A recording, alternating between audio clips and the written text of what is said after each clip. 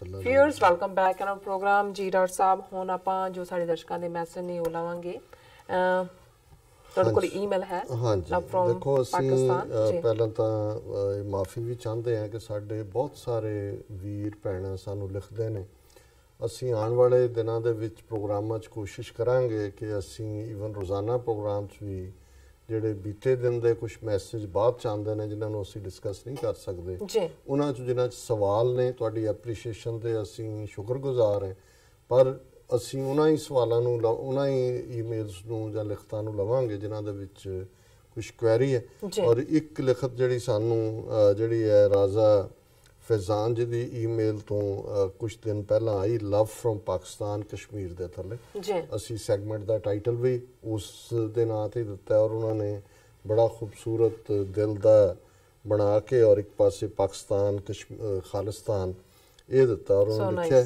Dear sir and sister doctor साहब I am Raja Faizan Tanveer from free Kashmir Pakistan side Azad Kashmir means I really like your program and your host Neelam Kaur sister. Thank you. I have a lot of stuff to say to you. I have a dream. See the attached picture to understand that one day we, Pakistan and Khalistan, surely will have borders like Canada and America. बिल्कुल बिल्कुल और ਅਸੀਂ ਇਹ dream ਜਿਹੜਾ ਹੈ ਇਹ ਰੱਬ ਨੇ ਚਾਹਿਆ ਤਾਂ ਇਹ ਹਕੀਕਤ ਹੋਏਗੀ ਰਿਐਲਿਟੀ ਹੋਏਗੀ ਜੀ what an amazing future it will be that people going from Khalistan to Pakistan to Khalistan in the morning to meet their friends, families, to attend marriages, deaths, etc. and staying there for a couple of nights if required and coming back. I hope it's not far away. I have a suggestion as well for you, Dr. Sahab. मैं समझदा हां भी जिन्नू भी ਅਸੀਂ सोच सकते हैं dreams भी साडी सोच ਹੁੰਦੀ है ਉਹ ਅਲਟੀਮੇਟ ਰਿਐਲਿਟੀ ਹੁੰਦੀ ਹੈ ਟਰੂਥ ਹੁੰਦੀ ਹੈ ਔਰ ਇਹੋ ਜਿਹਾ ਮਾਹੌਲ ਸੀ ਇਹ ਤਾਂ ਇਹਨਾਂ ਨੇ ਵਿੱਚ ਬਾਰਬਡ ਵਾਇਰ ਕੰਧ ਬਣਾ 47 ਦਾ ਪਾਗਲਪਨ ਜਿਹੜਾ ਹੈ ਉਹਦੀ ਕੋਈ ਜਸਟੀਫਿਕੇਸ਼ਨ ਨਹੀਂ ਹੈ ਪਰ ਕੱਲ ਹੀ ਮੇਰੀ ਇੱਕ ਸਿਆਣੇ ਸੱਜਣ ਨਾਲ ਗੱਲ ਹੋ ਰਹੀ ਸੀ ਉਹ ਕਹਿੰਦੇ ਜੀ ਈਵਨ ਉਹ 1959 ਚ ਗਏ ਨੇ ਕਹਿੰਦੇ ਇਸ ਤਰ੍ਹਾਂ ਹੀ ਅਸੀਂ ਕ੍ਰਾਸ ਕੀਤਾ ਗਏ ਲਾਹੌਰ ਜਿਹੜਾ ਸੀ ਉਹ ਸੀ ਗੁਰੂ ਅਰਜਨ ਸਾਹਿਬ ਦੇ ਸ਼ਹੀਦੀ ਪੁਰਬ ਤੇ ਔਰ ਆਏ ਕੋਈ ਇਸ ਕਿਸਮ ਦਾ ਨਹੀਂ ਸੀ ਜੋ ਇਹਨਾਂ ਨੇ ਬਾਅਦ ਦੇ ਵਿੱਚ ਬਣਾ ਦਿੱਤਾ ਹੈ ਵੀ ਪਹਿਲਾਂ ਦੇ ਖੁੱਲਾ ਡੁੱਲਾ ਜਿਹਾ ਸੀ ਸ਼ੁਰੂਆਤੀ ਦੌਰ ਸੋ ਉਹਦੇ 'ਚ ਅਸੀਂ ਸਮਝਦੇ ਹਾਂ ਵੀ ਇਹਨਾਂ ਦਾ ਤਨਵੀਰ ਜੀ ਦਾ ਡ੍ਰੀਮ ਇਸ ਨੂੰ ਰੱਬ ਜਿਹੜਾ ਉਹ ਸੱਚ ਕਰੇਗਾ ਫਿਰ ਇਹ ਲਿਖਦੇ ਨੇ ਡਾਕਟਰ ਸਾਹਿਬ you speak so boldly about dark side of India and Hindus and about the movement of Khalistan so we fear as well that they might harm you as well. So you should take good care of yourself. At the end, I have a question for you. बहुत शुक्रिया तनवीर जी तुसी साडा फिक्र करदे हो प्यार तुसी जताया जी आना जाना जीवन मौत ये रब दे हाथ विच है और असी समझदे हैं कि भी जदों तक रब नूं मंजूर है जिन्नी उन्हें सानू समर्था दित्ती है हिम्मत दित्ती है सच की गल करनी यही बाबा नानक ने सिखाया कुल आलम नूं कि सच की बाणी नानक आखे सच सुनाए सी सच की बेला कि सच की गल कहनी और उदों कहना जदों सच कहण दा वेड़ा ते बाकी अकाल पुरख दे रब दे हथ वस है उन्हां दा सवाल है what is the legal procedure of Khalistan movement? These Hindus will come so hard on Sikhs once they come to know that now Sikhs are not on their side. They will not let Sikhs do the 2020 referendum at any cost. Our first prayer to God is that, inshallah, an Arabic word Muslim used to show if God wanted, 2020 would meet the expectations of Sikh brothers. But for worst case scenario, what would be the alternative? At the end, sorry sir, for such a long email. It is just because of love we have for you. I hope my effort will not be wasted. My email will be read. Thank you, sir, for your time.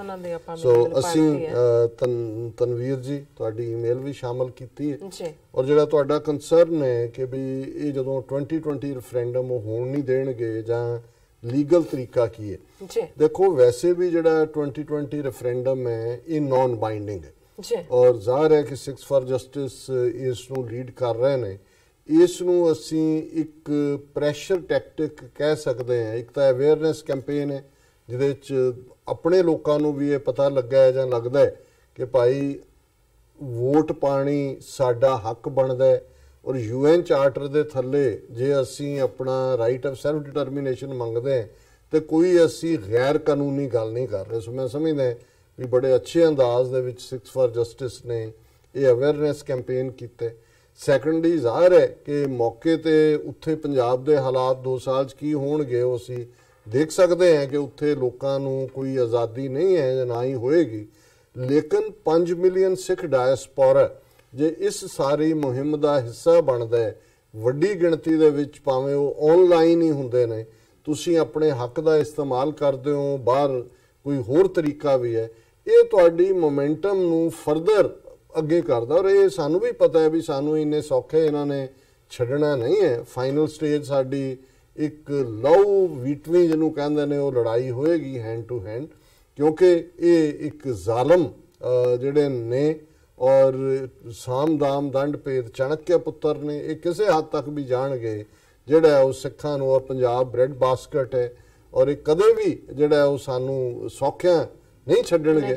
ਪਰ ਇਹੀ ਕਾਰਨ ਹੈ ਕਿ ਅਸੀਂ ਜਦੋਂ ਪਾਕਿਸਤਾਨ ਜਾਂ Canada ਜਾਂ England ਜਾਂ ਦੂਸਰਿਆਂ ਨੂੰ ਇਹ ਕਹਿੰਦੇ ਆ ਕਿ ਭਾਈ ਸਾਨੂੰ ਡਿਪਲੋਮੈਟਿਕ ਔਰ ਪੋਲੀਟੀਕਲ ਸਪੋਰਟ ਦਿਓ, ਕਿਉਂਕਿ ਅਸੀਂ ਤੀਸਰੀ ਧਿਰ ਸੀ 1947 'ਚ ਵੀ ਨੈਗੋਸ਼ੀਏਸ਼ਨਸ ਟ੍ਰਾਂਸਫਰ ਆਫ ਪਾਵਰ ਵੇਲੇ।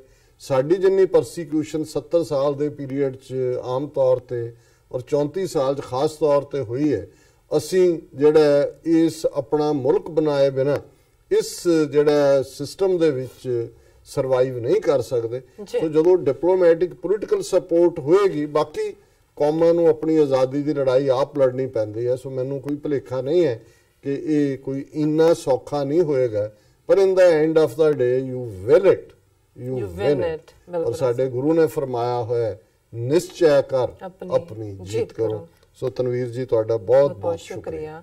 ਲੀਡਰ ਸਾਹਿਬ ਮੇਰੇ ਕੋਲ ਕਾਫੀ ਸਾਰੇ ਮੈਸੇਜ ਨੇ, ਅਸੀਂ ਆਪਾਂ ਡਿਸਕਸ ਕਰਦੇ ਹਾਂ। MA ਨਦੀਮ ਸਾਹਿਬ ਲਿਖਦੇ ਨੇ ਜੋ ਬੋਲੇ ਸੁਣ ਨਿਹਾਲ, ਸਤਿ ਸ੍ਰੀ ਅਕਾਲ, ਰੱਬ ਤੁਹਾਨੂੰ ਦੋਨਾਂ ਨੂੰ ਚੜ੍ਹਦੀ ਕਲਾ ਵਿੱਚ ਰੱਖੇ।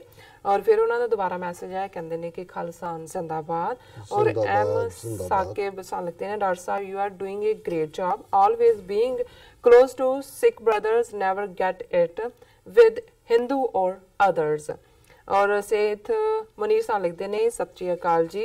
M साकिब सानू फिर दोबारा लिखते ने Sikhs should take some concrete steps towards Khalistan and become a resolution for independent state। and MA Nadeem सानू फिर दोबारा लिखते ने डॉक्टर साहब कदी पाकिस्तान दा चक्कर लगायो, I wish to meet you personally, you are doing a great job, ਰੱਬ ਤੁਹਾਨੂੰ ਤੁਹਾਡੀ ਐਫਰਟ ਨੂੰ ਜਲਦੀ ਕਬੂਲ ਕਰੇ, ਖਾਲਸਾ ਜ਼ਿੰਦਾਬਾਦ ਉਹਨਾਂ ਨੇ ਕਿਹਾ। ਬਹੁਤ ਸ਼ੁਕਰੀਆ ਨਦੀਮ ਸਾਹਿਬ, ਰੱਬ ਨੇ ਚਾਹਿਆ ਤੇ ਤੁਹਾਡੇ ਜ਼ਰੂਰ ਦੀਦਾਰ ਕਰਾਂਗੇ। ਸੋ ਅੱਜ ਕੈਨੇਡਾ ਤੋਂ ਸਾਡੇ ਵੀਰ ਕਹਿ ਰਹੇ ਸੀ ਹੁਣ ਤਾਂ ਤੁਸੀਂ ਐਲਾਨ ਕਰਤਾ ਵੀ 2019 ਚ ਜਾਣਾ ਹੈ। ਮੈਂ ਕਿਹਾ ਜੀ ਰੱਬ ਚਾਹਿਆ, ਰੱਬ ਨੇ ਚਾਹਿਆ। ਤੇ ਬਾਬਰ ਨਦੀਪ ਸਾਹਿਬ ਲਿਖਦੇ ਨੇ ਗ੍ਰੇਟ ਡਾਕਟਰ ਜੀ। ਐਂਡ ਸੇਠ ਮਨੀਰ ਸਾਹਿਬ ਲਿਖਦੇ ਨੇ ਗ੍ਰੇਟ ਡਾਕਟਰ ਸਾਹਿਬ।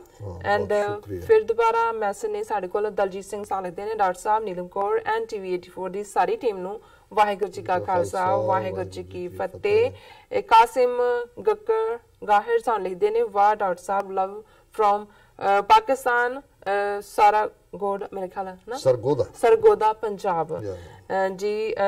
ਅੱਗੇ ਸਾਨੂੰ ਕਾਲਾ ਸਿੰਘ ਸਾਹਿਬ ਲਿਖਦੇ ਨੇ ਡਾਕਟਰ ਸਾਹਿਬ ਵਾਹਿਗੁਰੂ ਜੀ ਕਾ ਖਾਲਸਾ ਵਾਹਿਗੁਰੂ जी की फतेह। वाहिद जाहिर साहब लिखते हैं डॉक्टर साहब आपका प्रोग्राम बहुत अच्छा है, पाकिस्तान जिंदाबाद खालिस्तान जिंदाबाद उन्होंने किया है। लिली कराडो साहब लिखते हैं सलाम डॉक्टर साहब, nice to see you on YouTube live, God bless you and your team.